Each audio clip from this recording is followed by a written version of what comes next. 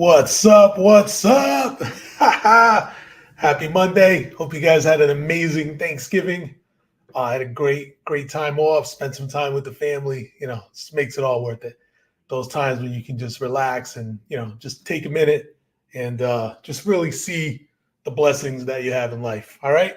So today we are going to tell a couple of short real estate stories. I'm going to make these quick, but it's something important and it kind of, the first one comes up a lot and people are always asking me this specific question. And so I was watching This Old House this weekend and I don't know, I've been watching that show my whole life. I remember as a kid, watching it with my father and Bob Vila was on, and this is going back, right? So it's like season 45 now, right? And so do the math. But so I was watching the new season over the weekend, and it's in Lexington, Mass. So last week we talked about the top cities in Mass, and I'll show you where Lexington ranks in. But this is the property right here. Beautiful house, right? It's a mid-century modern. I love those style houses. These people bought it, I think, a year ago, and their son is ill, so they're redoing the house to make it accessible for them. So it's a cool story. And This Old House, I mean, you get the best of the best, right? So there's a thing, right? It's called the trilemma, right? So in construction, you can get the cheapest guy, the fastest guy, or the best guy, but you'll never get all three in one person. So you always have to give up one. You can go cheap and fast, but you won't get the best. You can go best and cheap, but it won't be fast, right? You can go, so do that. So with This Old House, these guys are the best of the best, and I can guarantee you they're probably not cheap, right? So this season they're in Lexington, and there was a comment that they made in the show. So let's talk about Lexington real quick. So on our list of Massachusetts cities and towns, Lexington is number 5, ranked by median income. Okay, last week we talked about Somerset, which was number 94. So Lexington is number 5, very well off city. Okay. And so these guys, they bought this house. Here's the house. I did my research and found it. Beautiful property, mid-century modern. These are the listing photos from when they bought it. And, so they were talking about, because they did a total gut. Okay. So this is probably, I would say, $1 million renovation, right? They gutted this thing to the studs and redid everything, 2 additions. So if I had to guess, I'd say $1 million. So in Massachusetts, when you build, when you gut a house, when you build a new house, you trigger all kinds of stuff. There's no more grandfathered in. As soon as you gut it out, you're not grandfathered in anymore. And the new energy codes, so I think it's great, right? I think we want to build things more energy efficient. I think that, we want to conserve, we want to save, resources, stuff like that. But there's like extremes. And in this particular episode 2, they were talking about, and they were going through the whole thing and the air blower test and all this different stuff.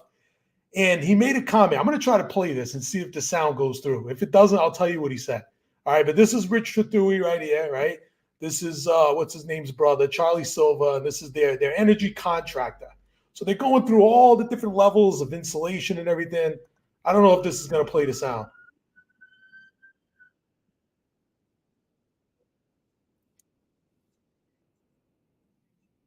Right here.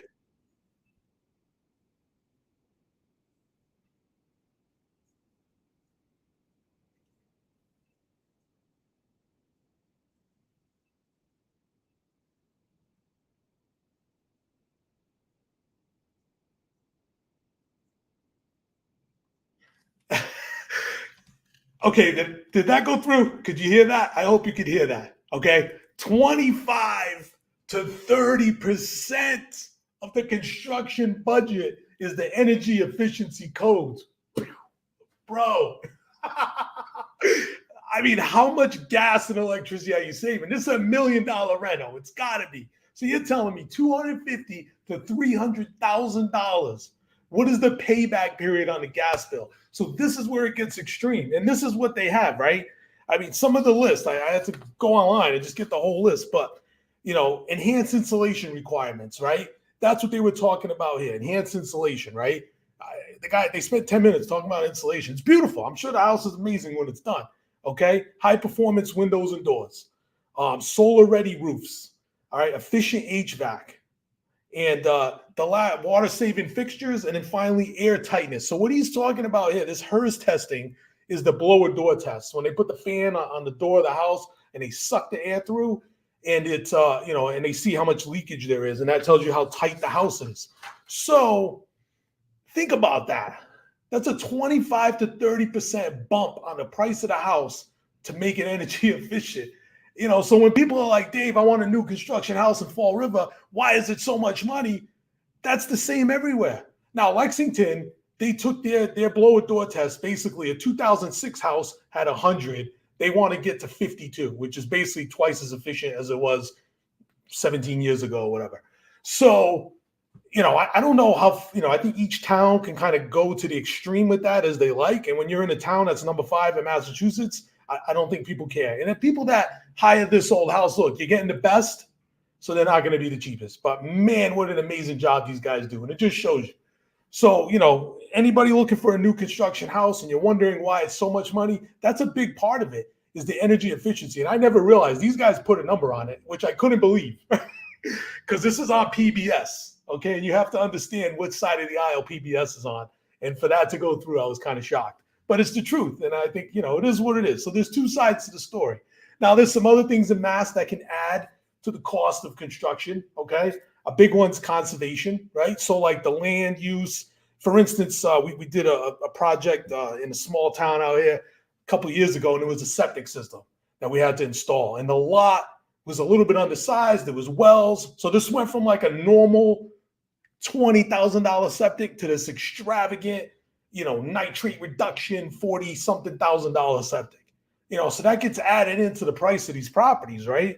There's impact fees, there's zoning, restrictive zoning that you have to do. You're kind of like limited in what you can do. So it doesn't really have the payback for the builder. So there's all these things, and then you want to go commercial. So we're saying, why don't they build more apartment buildings? Why don't they do this? Well, everyone knows about the American with Disabilities Act, right? Everyone's familiar with the concept. It's important. We need to make, public spaces accessible 100%. Massachusetts has the AAB, the Architectural Access Board. So that is the ADA kicked up a notch, okay? So again, it just comes down to cost, right? So the ADA, it's a 36-inch wheelchair ramp. Massachusetts, 48 inches. And I've spoken to building inspectors, and they've unfortunately had to tell people to rip ramps out and redo them because they didn't realize the AAB supersedes the American Disabilities Act, right? Bathrooms and public spaces, 36 inches in the rest of America, 42-inch handrails in the toilet. So those nice bars that are on the wall have to be a little longer. Those are just two examples. And again, I think it's great, right? I think but again, look at this. I mean, this is written, if you can read that, this is just an inch thick at like 7 font. So, they took the time to do this, and I think it's great. It's not a bad thing, but this adds to the cost, and so again, so this old house, amazing property they're doing, and it's just a prime example of cost. And that's kind of what happens, and then add inflation and everything else to that. So the second part of today's story is I go to a lot of real estate auctions, foreclosure auctions, which are ticking up, by the way. So again, the economic indicator. And today there was one in Fall River. So let me show you this one. It was a 3-family next to the train station. And I mean, literally across the street. So this was a foreclosure auction today on Pierce Street. Crazy, because I think the guy paid like $300,000 for it in 2018. The bank opened the bidding at $260, which is like, God, it was on the market last year for like a week. So I don't know. I always wonder sometimes the stories. From what I understand, whatever it sells for over what the bank is owed goes to the seller. But I don't know. It just seems so inefficient, and you can get more on the open market.